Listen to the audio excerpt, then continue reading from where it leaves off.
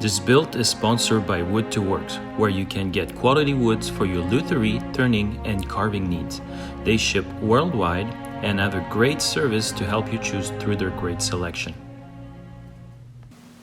Hi everyone, welcome back. So today marks the first day in building the Mandocello. So the Mandocello will be a series where I show all the different parts of building such an instrument. What is a Mandocello? Well, Mendel family and violin family are very closely related. So if you look at a Mandocello, it would be the cello equivalent in the violin family.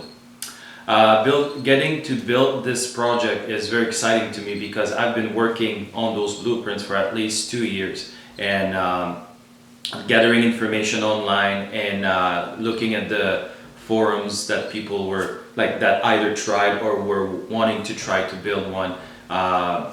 So I've gathered a lot of information. I put my input as well as to what I think should be the instrument should be, and that's something that I'm going to touch every part of the subject as we go along with this build.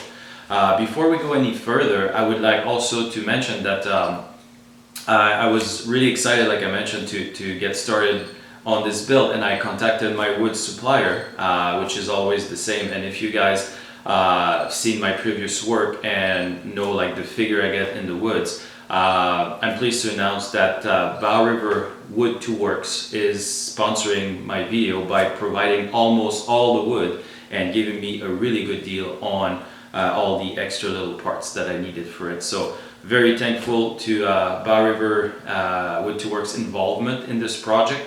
And I will leave a link in the description to their website, and also you can see their logo right now on the screen.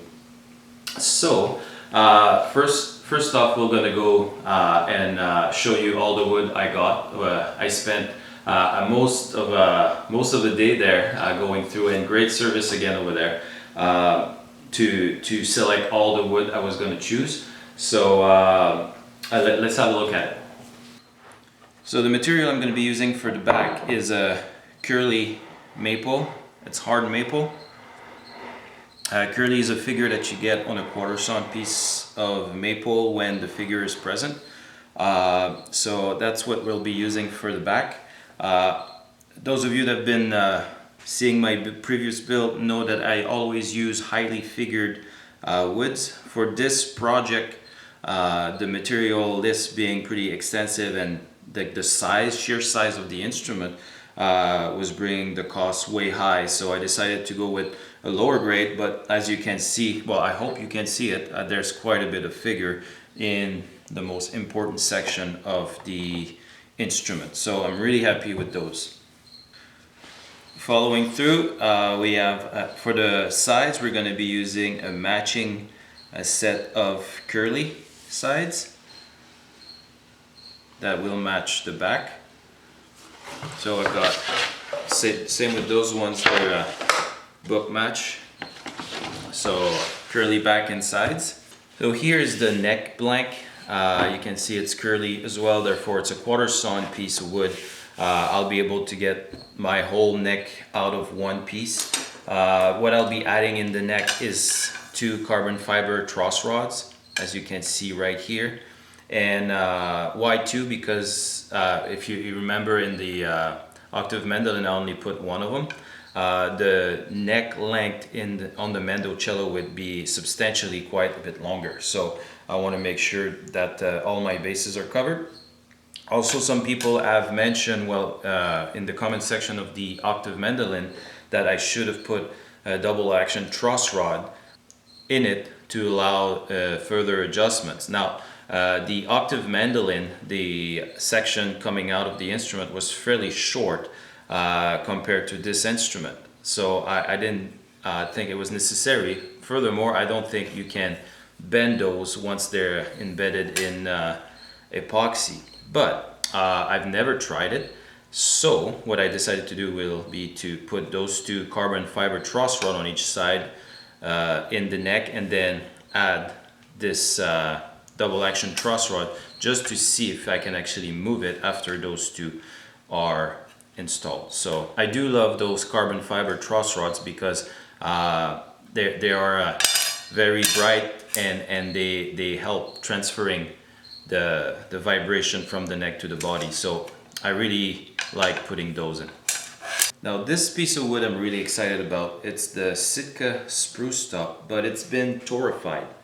So what does torrefaction means is torrefaction is the action of removing all moisture content in an oven. So this process was basically used in furniture before to prevent fungi and insect infestation. So what they would do is put the wood in an oven, bring it to a temperature where the wood will self-ignite, but at the same time have a vapor sprayed into the oven that would prevent that.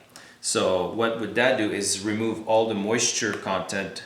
The wood fibers would harden, and that would prevent reabsorption of the moisture. So this piece of wood right now is about 4 to 6% moisture content. It can't really reabsorb much moisture because of how the fibers are right now. Tonal properties, like the process has changed a bit for lutherie because otherwise it would be a bit too brittle.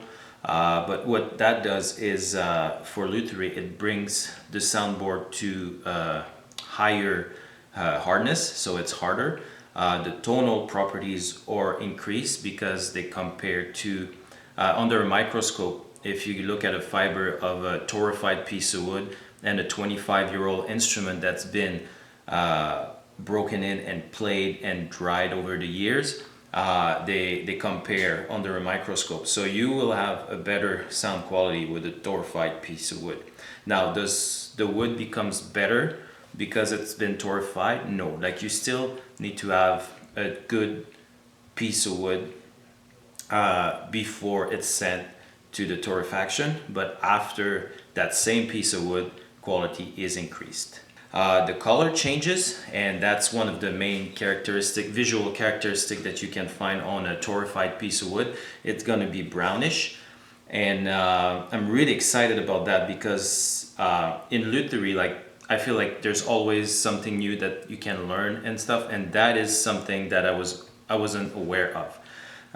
Big companies like Taylor and Martin are already using this type of wood for some of their instrument. This piece of wood has been torrefied in the exact same facility that Taylor and Martin are using. Since I've never tried it, I'm really excited to put that onto my Mandocello. You can hear how responsive and vibrant this piece of wood, and I haven't started working on it yet, so this is pretty interesting. Next up here I have like the fretboard and the bridge blank, which is ebony, and then this is African mahogany, and that's what I'll be using for kerf lining inside the instrument, basically like I did on the octave mandolin. I would like to be able to use the torrefied piece for the tone bars inside the instrument, but the thing is, with tone bars you need to have extremely tight grain, which the piece I have is like the growth rings are a bit spread apart compared to this piece of wood, so that's what I'll be using here. This is a piece of spruce and extremely tight grain. I also have some extra material here. The top one is spruce. That's what I'm going to be laminating to do the little blocks for the points, and under is a hard maple for the neck block and tail block that I will have to plane down and sand down and make my wood blocks out of. Thank you everyone for stopping by in this introduction in this new build series. I hope you're as excited as I am to get started on this build. And the next video I'm going to be talking about the jig, as you can see here. It's a pretty big instrument compared to a mandolin. I would like to take a few moments to thank my sponsor again, Bow River Wood 2 Works. I will leave a description A link to the website in the description down below. Check me on my Instagram and Facebook page. And until next time, I wish you well.